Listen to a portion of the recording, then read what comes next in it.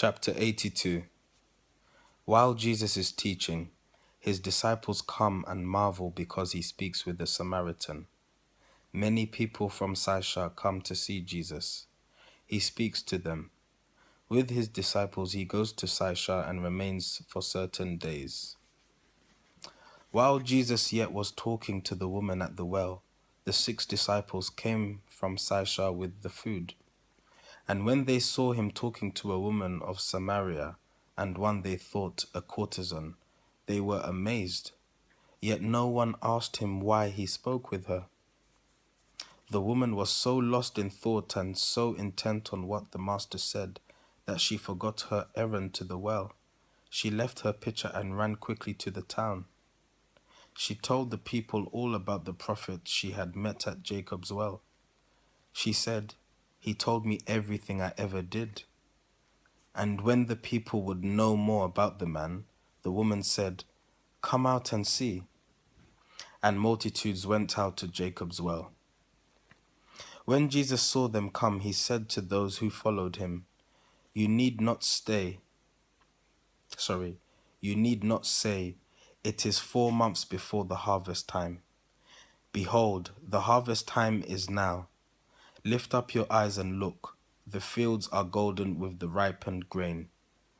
Lo, many sowers have gone forth to sow the seeds of life. The seed has grown. The plants have strengthened in the summer sun.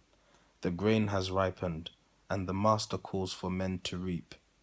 And you shall go out in the fields and reap what other men have sown. But when the reckoning day shall come, the sowers and the reapers all together will rejoice. And Philip said to Jesus, Stay now your work a time and sit beneath this olive tree and eat a portion of this food. You must be faint, for you have eaten naught since early day. But Jesus said, I am not faint, for I have food to eat you know not of. Then the disciples said among themselves, Who could have brought him aught to eat?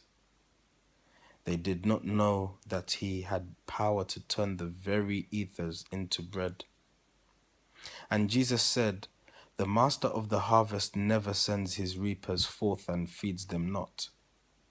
My Father who has sent me forth into the harvest field of human life will never suffer me to want. And when he calls for you to serve, lo, he will give you food, will clothe and shelter you. Then turning to the people of Samaria, he said, Think not it strange that I, a Jew, should speak to you, for I am one with you. The universal Christ who was and is and evermore shall be, is manifest in me, but Christ belongs to every man. God scatters forth his blessings with a lavish hand, and he is not more kind to one than to another one of all the creatures of his hand. I just came up from Judah's hills, and God's same sun was shining and his flowers were blooming, and in the night his stars were just as bright as they are here. God cannot cast a child away. The Jew, the Greek, and the Samaritan are equal in his sight. And why should men and women fret and quarrel like children in their plays? The lines that separate the sons of men are made of straw, and just a single breath of love would blow them all away. The people were amazed at what the stranger said, and many said, The Christ that was to come has surely come.